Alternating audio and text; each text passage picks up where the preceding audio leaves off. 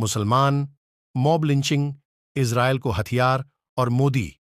संसद में क्या क्या बोले असदुद्दीन ओवैसी। लोकसभा में अपने 8 मिनट के भाषण में ओवैसी ने इजरायल को हथियार देने, मुसलमानों की मॉब लिंचिंग जैसे कई मुद्दे उठाए। उन्होंने हिस्सेदारी के सवाल पर भी सत्ता और विपक्ष को घेरने का काम किया। हैदराबाद के सांसद असदुद्दीन ओवैसी ने मोदी सरकार के सबका साथ सबका विकास के नारे पर जमकर हमला बोला। राष्ट्रपति के अभिभाषण पर बोलते हुए ओवैसी ने कहा कि 4 जून से अब तक देश के 6 मुसलमानों की मॉब लिंचिंग की गई है। 11 मुसलमानों के घर गिराए गए हैं, लेकिन सरकार चुप है। करीब 8 मिनट के अपने भाषण में ओवैसी ने इजरायल और फिलिस्तीन के मुद्दे को भी उठाया।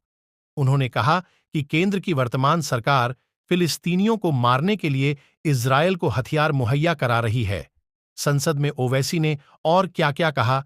मोदी की जीत सिर्फ हिंदुत्व की वजह से। 2024 के चुनाव परिणाम पर भी हैदराबाद सांसद ओवैसी ने टिप्पणी की। उन्होंने कहा कि 2024 में नरेंद्र मोदी को जो जीत मिली है, वो सिर्फ हिंदुत्व की वजह से मिली है। इनकी पूरी राजनीति मुसलमानों से नफरत करने पर टिकी है। ओवैसी ने इस दौरान बेरोजगारी का भी मुद्दा उठाया।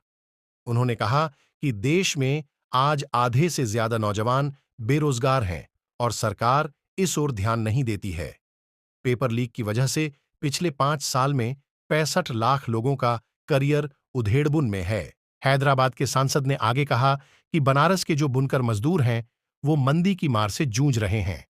यहां के बुनकर मजबूरन अब सूरत पलायन कर रहे हैं। इजरायल की मदद क्यों कर रहा भारत? ओवैसी ने संसद में केंद्र सरकार से पूछा कि आखिर भारत इजरायल की मदद क्यों कर रहा है।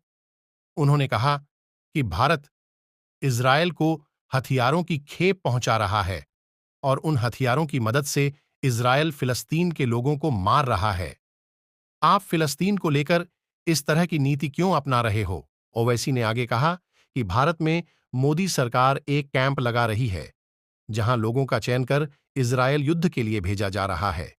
यही काम रूस के लिए भी किया जा रहा है। यह गलत है और सरकार को इस पर जवाब देना होगा। आईएमआईएम के सांसद ने सरकार से कहा कि आपकी रणनीति की वजह से खाड़ी देशों में रह रहे 90 लाख लोगों में डर का माहौल है।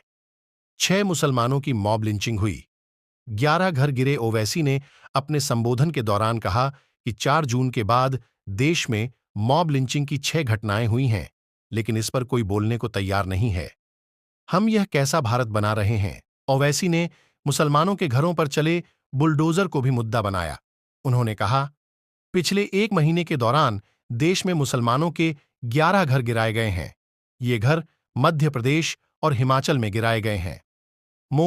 असदुद्दीन ओवैसी ने आगे कहा कि देश में मुसलमानों को हिस्सेदारी भी नहीं मिल पा रही है। भारत में मुसलमानों की आबादी करीब 20% है, लेकिन संसद में उनकी हिस्सेदारी 4% के आसपास है। ओवैसी ने अपने संबोधन में कहा, मुसलमान भारत में कभी भी वोट बैंक नहीं रहा है।